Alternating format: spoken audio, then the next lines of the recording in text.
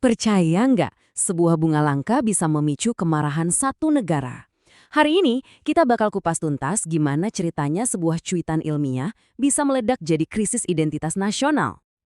Oke, jadi cerita ini tuh awalnya indah banget. Kita mundur ke November 2025 di tengah lebatnya hutan Sijunjung, Sumatera Barat. Bayangin, setelah lebih dari 10 tahun mencari, seorang pegiat konservasi lokal, Septien Deki Andriki, akhirnya menemukan bunga yang super langka ini. Ini tuh kemenangan besar banget buat dunia konservasi kita. Tapi, sayangnya nih, momen bahagia ini nggak bertahan lama.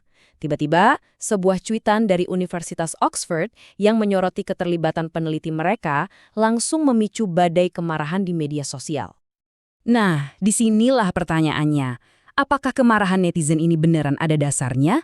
Atau jangan-jangan ini cuma kesalahpahaman besar yang akarnya lebih dalam dari yang kita duga? Yuk kita bedah bareng-bareng. Oke, pertama-tama kita lihat dulu deh cuitan dari Oxford itu sendiri dan siapa aja sih yang sebenarnya terlibat dalam penelitian ini.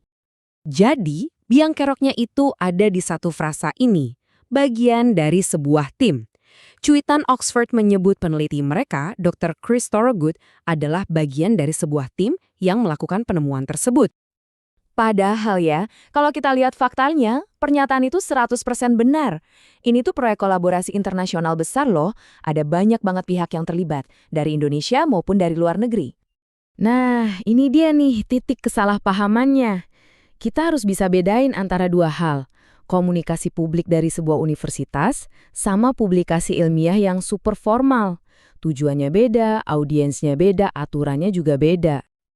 Jadi intinya kalau kita menyalahkan Oxford karena mencuri kredit, itu artinya kita pakai standar penulisan jurnal ilmiah buat status di media sosial.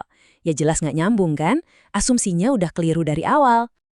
Oke, kalau cuitannya secara fakta nggak salah, terus kenapa orang-orang bisa semarah itu?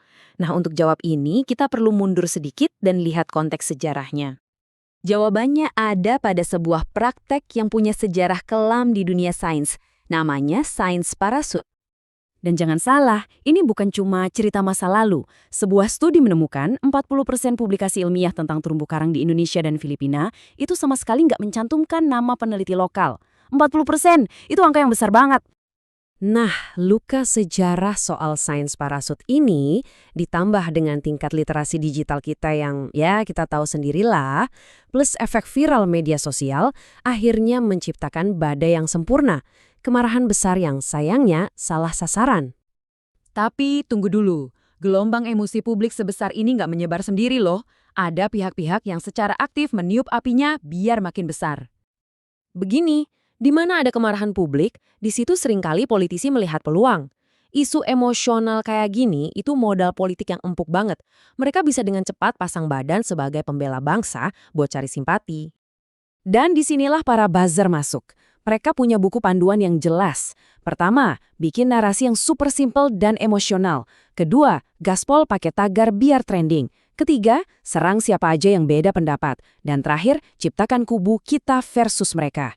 Isu raflesia jadi santapan lezat buat mereka.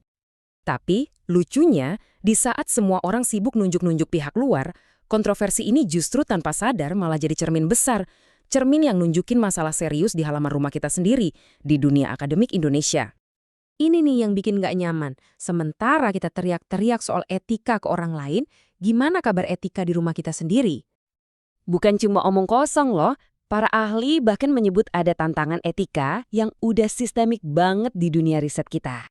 Masalahnya tuh banyak banget dan serius, mulai dari kasus plagiarisme yang nggak ada habisnya, joki skripsi dan tesis, sampai praktik titip nama atau barter nama di jurnal ilmiah.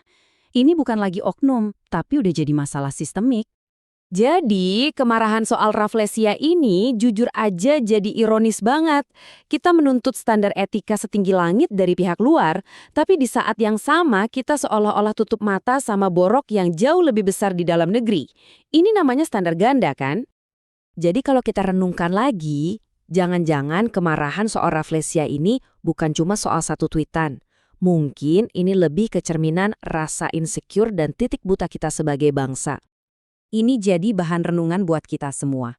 Daripada menghabiskan energi untuk menyalahkan orang luar atas sesuatu yang ternyata cuma kesalahpahaman, mungkin sudah saatnya energi itu kita pakai untuk bersih-bersih rumah kita sendiri. Terima kasih sudah menyimak.